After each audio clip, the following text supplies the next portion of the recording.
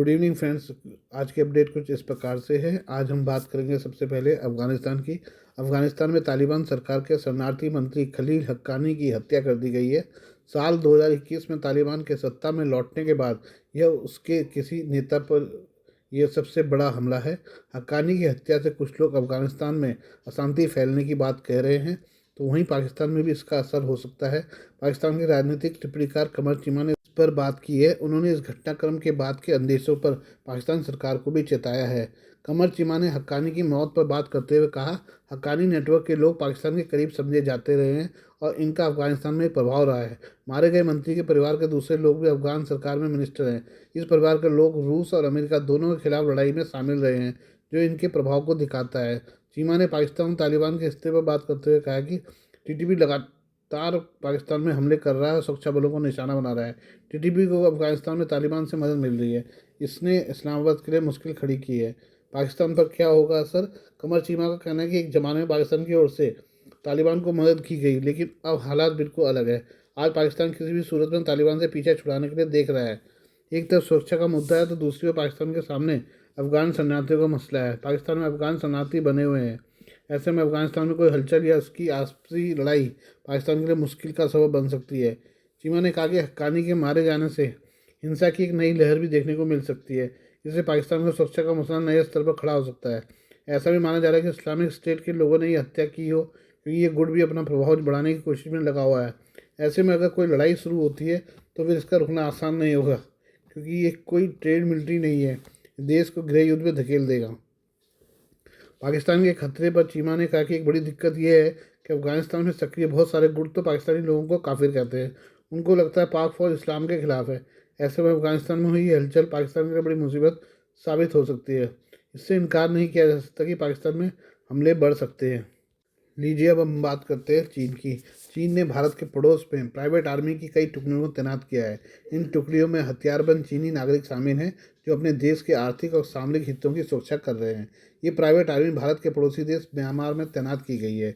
विश्लेषकों ने चेतावनी दी है कि म्यांमार में चीनी सुरक्षा कंपनियों की तैनाती से चीनी नागरिकों के देश के गृह युद्ध में शामिल होने का खतरा है, जिससे संभावित रूप से घातक घटनाएं और कूटनीतिक संकट पैदा हो सकते हैं। म्यांमार में चीन की मुश्किलें बढ़ी। विशेषज्ञों का कहना है कि चीनी सुरक्षा कर्मियों को म्यांमार में सशस्त्र समूह को चीनी परियोजनाओं को फिर से शुरू करने की अनुमति देने के लिए राजी करने में बड़ी चुनौतियों का सामना करना पड़ेगा। खासकर इसलिए क्योंकि उनमें से कई वर्तमान में विपक्षी विद्रोहियों के नियंत्रण वाले क्षेत्रों में स्थित है। मुख्य भूमि और म्यांमार में से हाल ही में मीडिया रिपोर्ट से पता चलता है कि चीन अपनी परियोजनाओं और कर्मियों की सुरक्षा के लिए म्यांमार के सैन्य शासन के साथ एक संयुक्त सुरक्षा कंपनी स्थापित करने की योजना बना रहा है। म्यांमार में 4 निजी सुरक्षा कंपनियां तैनात। 22 अक्टूबर को जुंटा ने इस पहल के लिए एक समझौता ज्ञापन का मसौदा तैयार करने के लिए एक समिति बनाई। बीबीसी बर्मा सेवा की रिपोर्ट में कहा गया है कि म्यांमार में पहले से ही 4 चीनी निजी सुरक्षा कंपनियां काम कर रही हैं। यह प्रस्ताव अगस्त में चीनी विदेश मंत्री वांग यी की म्यांमार यात्रा और इस महीने की शुरुआत में म्यांमार के सैन्य नेता मिन आंग हलिंग की पहली चीन यात्रा के बाद आया है। ये हम बात करें बांग्लादेश की। बांग्लादेश की एक अदालत ने बुधवार को राजद्रोह के मामले में हिंदू संत चिन्मय कृष्णदास की जमानत याचिका पर जल्द सुनवाई की मांग को खारिज कर दिया है। अदालत ने कहा कि उनकी याचिका पर सुनवाई पहले तय की गई तारीख 2 जनवरी 2025 को होगी। अदालत के अधिकारियों के मुताबिक चटगांव मेट्रोपॉलिटन सेशन जज सैफुल इस्लाम ने याचिका खारिज की, क्योंकि वकील के पास चिन्मय दास की ओर से याचिका दायर करने का अधिकार पत्र पावर ऑफ अटॉर्नी नहीं था। वकील रविंद्र घोष ने अदालत से याचिका पर जल्द सुनवाई की मांग की थी। हालांकि जब दूसरे वकील ने अदालत को बताया कि रविंद्र घोष के पास चिन्मय दास की ओर से उनका प्रतिनिधित्व करने का अधिकार पत्र नहीं है, तो जज ने उनकी जल्द सुनवाई की मांग करने वाली याचिका खारिज कर दी। अदालत के अधिकारी ने बताया कि घोष ने कहा कि दास को झूठे और मनगढ़ंत मामले में फंसाया गया है, जबकि वे डायबिटीज, अस्थमा और बीमारियों से जूझ रहे हैं। हालांकि वकील ने यह माना कि उन्हें चिन्मय दास से अधिकार पत्र हासिल करने के लिए जेल में उनसे मुलाकात नहीं की थी। उन्होंने कहा, अब मैं चिन्मय दास से मिलने जेल जाऊंगा और उनसे अधिकार पत्र हासिल करूंगा। इससे पहले 3 दिसंबर को होने वाली सुनवाई को अदालत ने 2 जनवरी 2025 तक के लिए स्थगित कर दिया था, क्योंकि उस दिन आरोपी की ओर से कोई वकील पेश नहीं हुआ था। अभियोजन पक्ष के सुझाव पर यह तारीख बदली गई थी। दास के एक सहयोगी और उनके सम्मिलित सनातनी जागरण ज्योत संगठन के सदस्य स्वतंत्र गौरंग दास ने पहले कहा था कि किसी भी वकील ने दास के लिए प्रतिनिधित्व नहीं किया, क्योंकि उन पर राजनीतिक रूप से प्रेरित वकीलों के समूह से दबाव था और धमकियां मिली थी। चिन्मय कृष्णदास पहले इस्कॉन से जुड़े रहे हैं।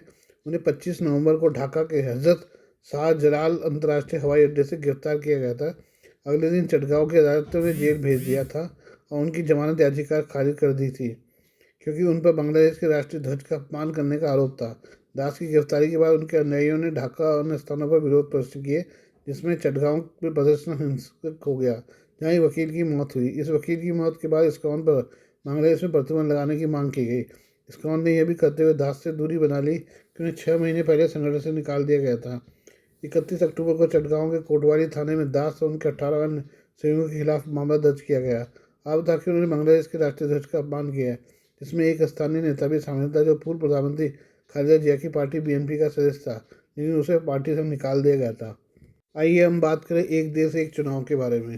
गुरुवार को मोदी सरकार ने कैबिनेट बैठक में एक देश एक चुनाव विधेयक को मंजूरी दे दी।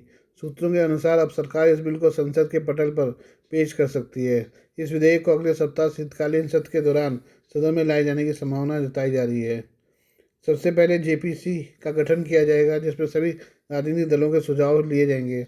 इसके बाद इस विधेयक को संसद में पेश किया जाएगा और इसे पास करवाने की प्रक्रिया पूरी की जाएगी। इससे पहले रामनाथ कोविंद की अध्यक्षता में बनी कमेटी ने एक देश एक चुनाव से संबंधित अपनी रिपोर्ट सरकार को सौंप दी थी। सूत्रों के मुताबिक सरकार एक देश एक चुनाव विधेयक को संयुक्त संसदीय समिति जेपीसी के पास भेजने की योजना बना रही है, ताकि इस पर लंबी चर्चा हो सके और आम सहमति बनाई जा सके। जेपीसी इस प्रस्ताव पर सभी राजनीतिक दलों के प्रतिनिधियों के साथ विस्तृत चर्चा करेगी और सामूहिक सहमति की आवश्यकता पर जोर देगी। वर्तमान में देश के अलग अलग राज्यों में अलग अलग समय पर चुनाव होते हैं। यह विधेयक कानून बनने के बाद पूरे देश में एक साथ चुनाव कराए जाने का मार्ग प्रशस्त करेगा। हालांकि सरकार के इस कदम का कांग्रेस और आम आदमी पार्टी जैसी कई इंडिया ब्लॉक पार्टियों ने विरोध किया है। विपक्ष का आरोप है कि इससे केंद्र में सत्तारूढ़ पार्टी को राजनीतिक फायदा होगा। दूसरी ओर नीतीश कुमार की जेडीयू और चिराग पासवान के प्रमुख एनडीए सहयोगियों ने एक साथ चुनाव कराने के इस प्रस्ताव का समर्थन किया है। सूत्रों के अनुसार सभी राज्य विधानसभाओं के अध्यक्षों को बुद्धिजीवियों, विशेषज्ञों और सिविल सोसाइटी के सदस्यों के साथ अपने विचार साझा करने के लिए कहा जाएगा। इसके साथ ही आम जनता से भी सुझाव मांगे जाएंगे, जिससे निर्णय प्रक्रिया में समावेशिता और पारदर्शिता को बढ़ावा मिले। विधेयक के प्रमुख पहलुओं में इसके लाभों और देश भर में एक साथ चुनाव कराने के लिए आवश्यक कार्यप्रणाली पर विस्तार से विचार किया जाएगा। संभावित चुनौतियों का समाधान खोजा जाएगा और विभिन्न दृष्टिकोणों को एकत्रित किया जाएगा। एक देश एक चुनाव को बार बार होने वाले चुनाव से जुड़ी लागत और व्यवधानों को कम करने के लिए एक महत्वपूर्ण सुधार के रूप में देखा जा रहा है। सरकार का लक्ष्य है कि एक देश एक चुनाव विधेयक के लिए व्यापक समर्थन हासिल किया जाए। हालांकि इस प्रस्ताव को लेकर राजनीतिक बहस तेज होने की संभावना है। विपक्षी दल इस विधेयक की व्यवहार्यता और उसके प्रभावों पर सवाल खड़ा कर सकते हैं। एक बार फिर से हम पाकिस्तान की ओर चलते हैं। पाकिस्तानी सेना के खिलाफ सोशल मीडिया पर दुष्प्रचार करने के आरोप में 150 संदिग्धों के खिलाफ मामला दर्ज किया गया है। उनमें से 22 को गिरफ्तार किया गया है। गिरफ्तार किए गए लोगों में से ज़्यादातर पूर्व प्रधानमंत्री इमरान खान की पार्टी से जुड़े हैं। एक अधिकारी ने बुधवार को यह जानकारी दी है। खान की पार्टी पाकिस्तान तहरीक-ए-इंसाफ के अनुसार 26 नवंबर को इस्लामाबाद में प्रदर्शनकारियों पर कानून प्रवर्तकों द्वारा की गई गोलाबारी में कम से कम 12 पार्टी कार्यकर्ता मारे गए थे और सैकड़ों घायल हो गए थे। पार्टी का यह भी दावा है कि तब से लगभग 105 पार्टी कार्यकर्ता लापता हैं। घटना के बाद खान के समर्थकों ने शांतिपूर्ण प्रदर्शनकारियों पर गोलाबारी करने के लिए पाकिस्तानी सेना को दोषी ठहराना शुरू कर दिया था। शहबाज शरीफ के नेतृत्व वाली सरकार ने इस बात से इनकार किया कि कानून प्रवर्तकों ने प्रदर्शनकारियों पर गोलियां चलाई। उन्होंने सोशल मीडिया पर दुष्प्रचार करने वालों के खिलाफ सख्त कार्रवाई करने की प्रतिबद्धता जताई। सरकार ने ऐसे तत्वों पर नकेल कसने के लिए संघीय जांच एजेंसी एफआईए के प्रमुख की अध्यक्षता में एक विशेष कार्यबल का गठन किया है। एफआईए के एक अधिकारी ने कहा, इसके बाद एफआईए की साइबर अपराध शाखा ने देश भर में लगभग 150 संदिग्धों के खिलाफ मामला दर्ज किया और 22 लोगों को गिरफ्तार किया।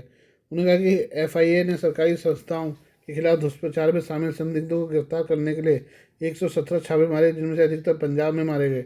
उन्होंने कहा कि संदिग्धों, सोशल मीडिया कार्यकर्ताओं के खिलाफ इलेक्ट्रॉनिक अपराध निवारण अधिनियम पीईसीए की विभिन्न धाराओं के तहत मामला दर्ज किया गया है। इससे पहले अंतर्राष्ट्रीय गैर सरकारी संगठन एमनेस्टी इंटरनेशनल ने इस्लामाबाद के डी चौक से पीटीआई समर्थकों को तितर-बितर करने के सरकार की घातक कार्रवाई की पारदर्शिता ढंग से जांच कराए जाने की मांग की थी। पीटीआई समर्थक जेल में बंद अपने नेता एवं पूर्व प्रधानमंत्री की रिहाई के लिए एकत्र हुए थे। बात करते हैं तुर्की की। तुर्की पर दुनिया का ध्यान एकाएक बढ़ गया है। इसकी वजह सीरिया में असद परिवार के 5 दशक पुराने शासन का खत्म होना है। सीरिया में सत्ता परिवर्तन में तुर्की की अहम भूमिका है। कमजोर अर्थव्यवस्था और घरेलू अशांति के बावजूद तुर्की वैश्विक भू राजनीति में बड़ी भूमिका निभा रहा है। उत्तरी अफ्रीका में लीबिया, भूमध्य सागर में साइप्रस, सीरिया, उत्तरी इराक से लेकर आर्मेनिया और अजरबैजान तक तुर्की ने अपना प्रभाव दिखाया है। तुर्की ने हालिया वर्षों में दुनिया भर में अपने रणनीतिक निशान छोड़े हैं। ऐसा कर तुर्की के राष्ट्रपति रेसेप तैयब एर्दोगन खुद को सुन्नी दुनिया के नेता के तौर पर दिखा रहे हैं। साथ ही वह ग्रेटर तुर्की के पुनरुत्थान की बात कह रहे हैं। यूरेशियन टाइम्स की रिपोर्ट कहती है कि तुर्की की सर्व इस्लामी और नई तुर्क विचारधारा पश्चिम एशिया, पूर्वी भूमध्य सागरीय दुनिया, उत्तरी अफ्रीका, पाकिस्तान, दक्षिण पश्चिमी चीन और मलेशिया तक महसूस की जा रही है। सीरिया और इराक में तुर्की की भागीदारी छिपी नहीं है। एर्दोगन ने खुद एक बयान में कहा कि सीरिया में इदलिब, हमा, होम्स के बाद दमिश्क टारगेट है। सऊदी अरब कई वर्षों तक इस्लामी दुनिया का अगुवा रहा है। पिछले 2 दशकों के दौरान तुर्की ने दुनिया भर में सर्व इस्लामवाद में सऊदी अरब का स्थान लेने की कोशिश की है। तुर्की लैटिन अमेरिका से लेकर यूरोप, अफ्रीका और एशिया तक मस्जिदों के निर्माण का वित्त पोषण कर रहा है।